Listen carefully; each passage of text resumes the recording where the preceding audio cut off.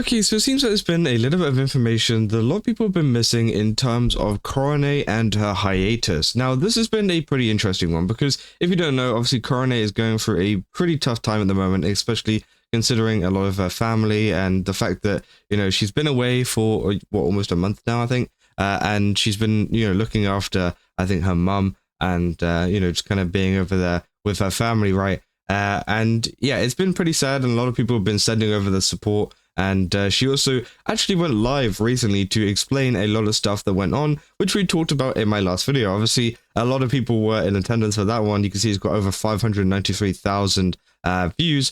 But I do think that was an interesting topic that people didn't talk about whenever it came to the actual live stream itself. Now, obviously, maybe it's because it got lost in translation or whatever. But this was from a post that I saw, sharing a news article about the whole kind of stream and what she talked about. Obviously, they talked about the fact that her mother collapsed and became bedridden, and she's on hiatus from activities since November. And when informing management of her withdrawal, which is this part is the bit that people are missing out here, saying when informing management about her withdrawal from the overall event in March last year, she was asked to make it seem like you suddenly couldn't perform right before. And Inugami snapped, saying, I'm saying I can't do it now, so do it now. Please stop with the dishonest approach towards the fans, leading to the announcement being decided before ticket sales. Now, again, that is pretty huge. Again, I don't know where that was mentioned within the live stream itself, but it is pretty insane, right? This is in the actual article itself. It says, during the broadcast, Inugami also revealed the reasons behind his cancellation. Obviously, they're saying her cancellation of the festival appearance. On December 8th, Hololive announced that they would hold 2 agency-wide events, Hololive Super Expo 2026, supported by Bandai, and Hololive 7th Fest, Riding on Dreams, supported by Lawson. Obviously, some huge sponsors there. Obviously, you got Bandai and Lawson's, both huge companies over in Japan, right? At the Makuhari Messe International Exhibition Hall from March 6th to 8th.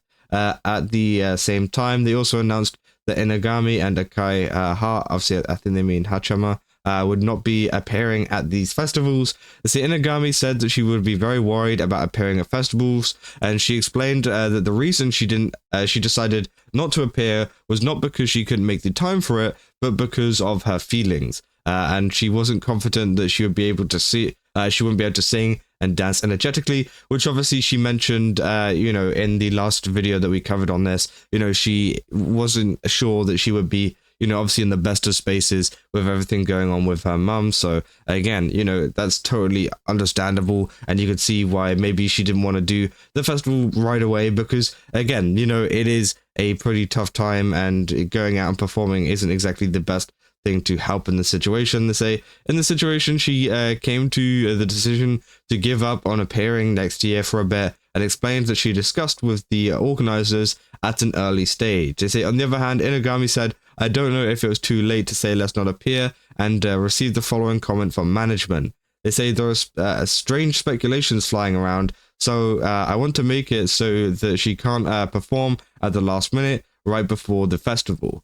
Now, again, I think that is slightly understandable. Obviously, there's a lot of speculation that flies around whenever it comes to talents being missing and talents going away. Again, I can 100% see why they wanted to, I guess, minimize the amount of speculation that would be throwing around whenever, if you were to leave it to the last minute. But also at the same time, I think it would have become a bigger topic if you did leave it until like a couple days before the festival, because again, it would have been so sudden, and I think it would have had a huge effect on the community in general, and would have had a much bigger kind of consequence, I guess. And obviously then Korone replied saying, I said I didn't want that. I don't understand why. Why do I have to do that after the tickets are sold? Now Korone says, I'm saying I can't perform now, so do it now. They strongly protested and demanded that the information be made public before ticket sales began.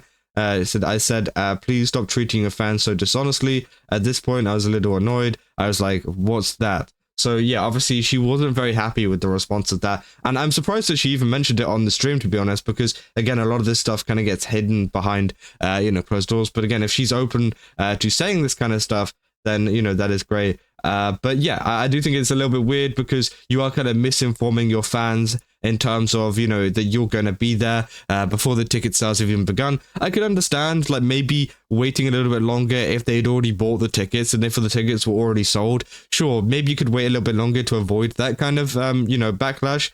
But the tickets weren't even sold yet. You're saying that Korone is going to be there, and you're going to continue saying Korone is going to be there until after they've bought the tickets and then they turn up to the event. I know Korone is a very popular talent, but I feel like there's a lot of other popular Hololive talent there to the point that, you know, I think people would still turn up to the concert and wouldn't go, oh, Korone's not going, and then everyone just leaves everyone leaves the concert. They've got no one there, and that's it. No, that's not going to be the case, is it? Obviously there's tons of different talent and stuff that people also like that are also going to be there, and if anything, it gives them an opportunity, or like the fans of them an opportunity to go and see them as well, right? They say she also confessed that she was furious. Inugami, you know, reflected, say, maybe I was immature and showed some kind of understanding towards management. Said, I think the company was just thinking about a lot of things, and I think they were thinking about Korone.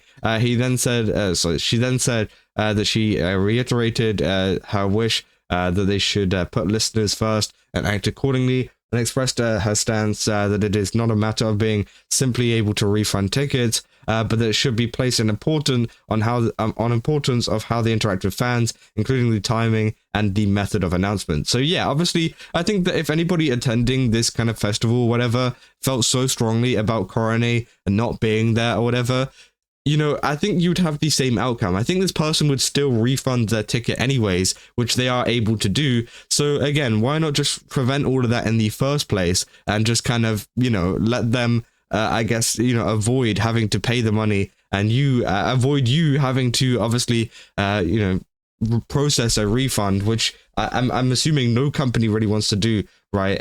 Which again, I thought was a little bit odd. But again, I think that's something that kind of got overglossed whenever it comes to her hiatus and this little stream that she did talking about why she's away and stuff. And obviously a lot of people saying, oh wow, that's not a good look. Fans you know, would appreciate it more with how she handled it, telling us so early we won't expect it.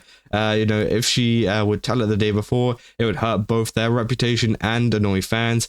Really, who thought that was a good idea? Said this isn't good at all. No good occasions are becoming too frequent. Also, saying, oof, so Korone-tan is extremely honest. You know, if the management put her in such an awkward position, they should really reevaluate how they conduct business. This could have been a huge mess. And yeah, obviously, I'm glad that they did listen to Korone in the end. I think the Korone does have like a big voice whenever it comes to, I guess, deciding a lot of these decisions, because they do respect her. So again, I think they did listen to her in that sense. But, you know, obviously there might be a lot of VTubers or whatever who might work with them in the future, who might just be a little bit more passive and be like, oh, okay, yeah, fine, we can do that. Which again, obviously might not be as great. And, you know, obviously a lot of fans are going to be annoyed with the fact that, yeah, they got told last minute that she wasn't going to be there. And yeah, I think the Korone definitely 100% did the right thing in saying that, like, no, we've got to tell them before the tickets go on sale, else, you know, people will be buying tickets expecting her to be there. But, you know, they know all along that she will not be there. And this is essentially an attempt at getting people just to go along anyways with the popularity of Korone, and kind of, I guess, like almost tricking them, right? They're almost tricking them into going, thinking that she's going to be there, and then obviously last minute. But again, also at the same time, they might be able to refund it before. I'm unsure on how the refund kind of method works there. So maybe they could have refunded it last minute as well, so it wouldn't have been as much of a big deal. But I do think in terms of just like providing less stress, one, for the person who bought the ticket, but also two, for the company who's handling the ticket operations, you know, you might as well just like tell people that Korone isn't going to be there in the first place, to avoid any kind of extra costs and stuff for people having to get refunds and whatever. Because again, it just adds unnecessary kind of, I guess, stress to people kind of running the event and doing this kind of stuff. But yeah, obviously that is essentially all there is for this kind of one situation. I wanted to cover it as it was something that a lot of people were kind of missing out and didn't really know about. But yeah, hopefully Korone can come back and hopefully things get better with her mum soon. And yeah, for now, that is essentially what we've got. But yeah, if you guys did enjoy this video, don't forget to leave a like and subscribe. Also, go to GameStop to use my code Kazo, get 10% off. Again, they've got a ton of really cool stuff over there. Definitely recommend checking it out. And yeah, I'll see you guys in the next one. That's all. See ya.